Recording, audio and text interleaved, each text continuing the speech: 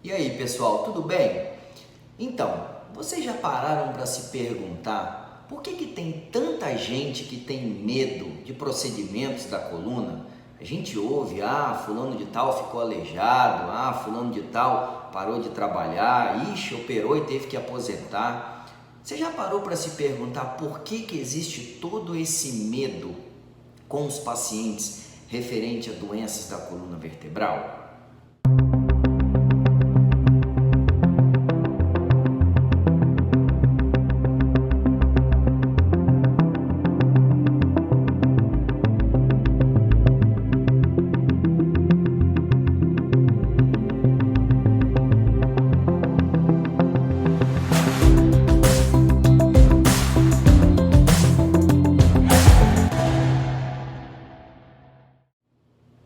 Meu nome é Daniel Calegari Pereira, sou neurocirurgião do Instituto de Neurocirurgia Capixaba, em parceria com uma equipe complexa, com a Clínica Evoluir, o Instituto Bioset, a Rede Meridional de Saúde.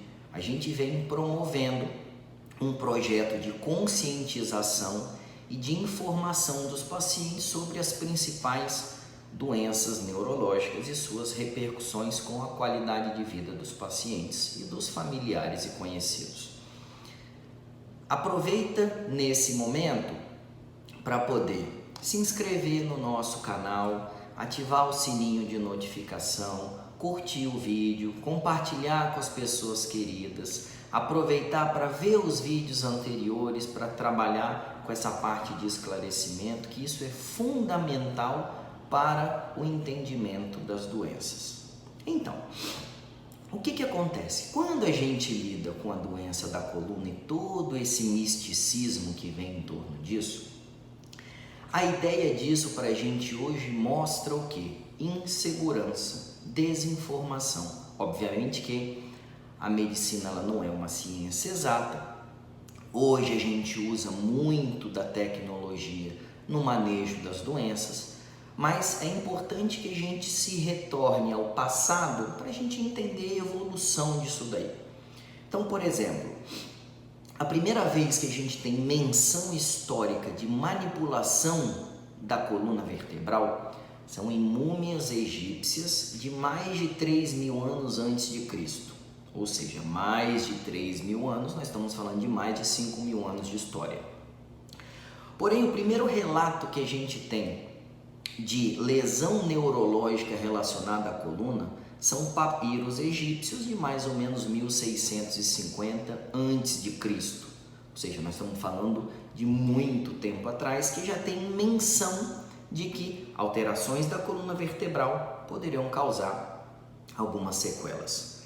Na época de 400 anos antes de Cristo, em meados ali na Grécia, Hipócrates, que é o pai da medicina, já falava alguma coisa sobre deformidade da coluna, distorções da postura, dores que corriam para a perna, luxações, Então, naquele meado ali antes de Cristo, já se falava alguma coisa sobre coluna, mas obviamente não tinha conhecimento de muita coisa. Agora, entre o ano 100 e o ano 400 depois de Cristo, foi onde a gente já teve o primeiro relato de morte por traumatismo raquimedular na região cervical. Foi onde começaram a descrever a quantidade de vértebras que existe na coluna vertebral. Definiu-se o termo de escoliose, psifose, lordose, que a gente conhece até hoje. Foi onde perceberam a dor ciática, que ela irradiava para a perna. Os quadros mais avançados de dor ciática tinham relação com alteração motora. Foi proposta a primeira lesão medular que causava déficit motor abaixo do nível da lesão e alteração de sensibilidade abaixo do nível da lesão. Isso daí já tinha um conhecimento bem rudimentar. Porém, por mais de 1000 anos, numa época de trevas, onde o conhecimento era proibido, misturado com excesso de religiosidade, todo o misticismo, isso tudo foi muito esquecido e as pessoas foram perdendo a noção real da questão da coluna. Por volta de 1800, ou seja, já bem recente, ou seja, quase 4.800 anos depois desses primeiros relatos, começou-se a fazer procedimento cirúrgico na coluna, um procedimento chamado laminectomia, um dos mais simples que a gente tem. Por mais de 100 anos, era o único procedimento que a gente fazia na coluna vertebral. Qual era o problema? Resultados ruins, morria muita gente, era uma morbidade muito grande com muita sequela. E nessa época foi até inclusive questionado, será que essa estrutura não é para ser operada? As doenças daí não precisam ser mexidas, porque quando você faz algum tratamento cirúrgico, você mata mais ou sequela mais do que propriamente, resolve o problema. E aí no final de 1800, por volta de 1885, foi quando descobriu-se o raio-x, ou seja, a primeira vez que foi visto o sistema músculo-esquelético, a estrutura óssea, foi em 1885. Isso aconteceu na Alemanha. Então perceba que toda essa evolução foi sem ninguém ver nenhum exame de imagem, tá? A primeira vez que isso chegou aqui no Brasil, o primeiro raio-x do Brasil foi de 1897. Ou seja, quando a gente começa a pensar na parte de avaliação de imagem, nós estamos falando de 1900 para cá. E aí o que aconteceu? Por volta de 1950 foi onde a gente teve a primeira cirurgia de hérnia de disco lombar, 1933, tá? Então nós estamos falando de meados de 1950. Nesse intervalo foi quando relacionou-se dor cervical que irradiava para o braço com hérnia de disco cervical. Percebam que isso é recente, tá? Foi quando começou-se a usar um microscópio para tratar doenças da coluna, porque a utilização do microscópio diminui as incisões, diminui o trauma cirúrgico muscular. Começou-se a se pensar em trauma cirúrgico, em lesões musculares, em diminuir incisão, e isso por volta de 1950. Obviamente que nessa etapa a tecnologia era diferente de hoje. Nesse momento de 1950 foi quando foi relatado a primeira cirurgia cervical via anterior, que até então mexia-se mais na região lombar por via posterior. Perceba que já está se aproximando dos dias de hoje. Meado dos anos 1970, começou a aparecer o quê? A primeira tomografia no mundo foi em 1972. A primeira ressonância no mundo foi em 1977. Muitos dos nossos pacientes nessa época já tinham inclusive nascido. O primeiro tomógrafo no Brasil foi em 1977, em São Paulo, tá? Mas já começou-se a chegar essa tecnologia aqui no Brasil. Um exame que normalmente a gente usa muito como base de raciocínio para as doenças da coluna é a eletroneuromiografia, que é um exame que a gente usa para ver os nervos, para ver a unidade motora, para ver a relação com a estrutura muscular. Esse exame, a primeira vez que foi relatado como manejo clínico foi em 1978. Percebe que é tudo muito recente, mas nós já estamos trabalhando agora em meados de 1980, ou seja, praticamente ontem, tá? Então, todo mundo já ouviu falar de parafuso da coluna, de haste da coluna. Isso começou a usar isso em 1984, tá? Então, o sistema de parafuso pedicular, que é o que a gente usa para fazer o arcabouço metálico de sustentação da coluna, uma vez que a gente precisa, às vezes, mexer nas estruturas ósseas, principalmente da região lombar, no tratamento de deformidades, de escoliose, a própria doença degenerativa. Isso é recente, 1984, tá? A maioria dos meus pacientes já estava viva nessa época. E aí no Brasil, quase 10 anos depois, chegou o primeiro equipamento de ressonância magnética, em 1986, em São Paulo, no Hospital Albert Einstein, obviamente um hospital particular. E aí começou-se a ter acesso a essa tecnologia, obviamente que não era para todo mundo.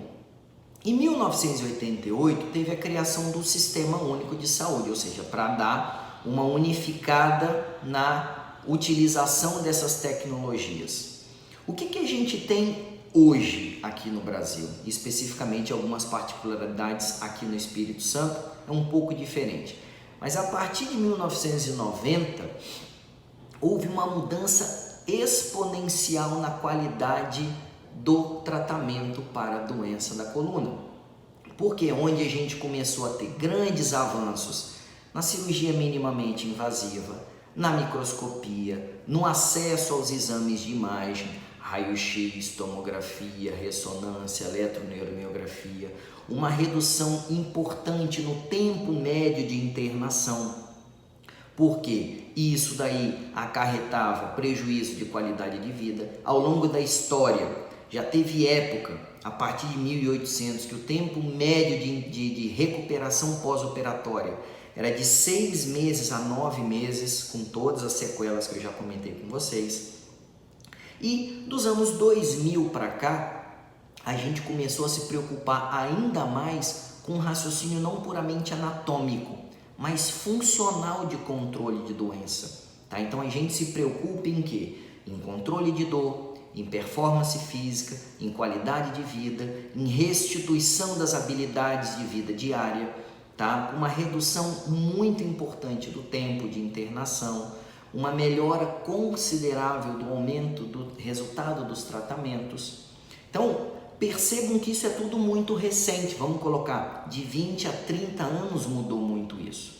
Então, quando a gente lida com todo esse misticismo que aconteceu, é normal que tenha esse medo, porque nem todo mundo vai ter acesso a essa tecnologia, nem todo mundo vai ter a formação adequada para poder tratar esses problemas, mas a orientação que eu passo é o seguinte: hoje não existe como a gente ter bons resultados no manejo das doenças da coluna se o médico não tiver o total entendimento de todas essas esferas, o paciente não tiver o total entendimento da doença dele. Por quê? O carro-chefe das doenças que a gente trata na coluna são doenças da esfera degenerativa, ou seja, tem evolução e tem a degeneração relacionada com o passar da idade, com os hábitos de vida, com a alimentação, com a atividade física. Então eu preciso avaliar o meu paciente como um todo. Então obrigatoriamente eu preciso ter avaliação do sistema ósseo-articular, avaliação do sistema muscular, avaliação do compartimento de gordura, avaliação dos nervos. Ou seja, se você nunca ouviu falar de raio-x, tomografia, ressonância, eletroneuromiografia, para eu poder avaliar a doença da coluna, isso é um problema, porque aumenta muito a taxa de insucesso do seu tratamento. Então hoje é importante que você saiba que existe, é importante que você procure o médico capacitado nesse entendimento, porque ele vai fazer uma avaliação particular para o seu problema e, dispondo das técnicas mais modernas que a gente tem para o manejo de dor, ele vai conseguir te ajudar e vai conseguir resolver ou abrandar o seu problema. Tomara que isso tenha ajudado. A gente se coloca em inteira disposição para a gente poder avaliar o caso, avaliando, as metodologias de trabalho, e isso daí com certeza vai contribuir para a melhora da sua qualidade de vida e no controle de dor.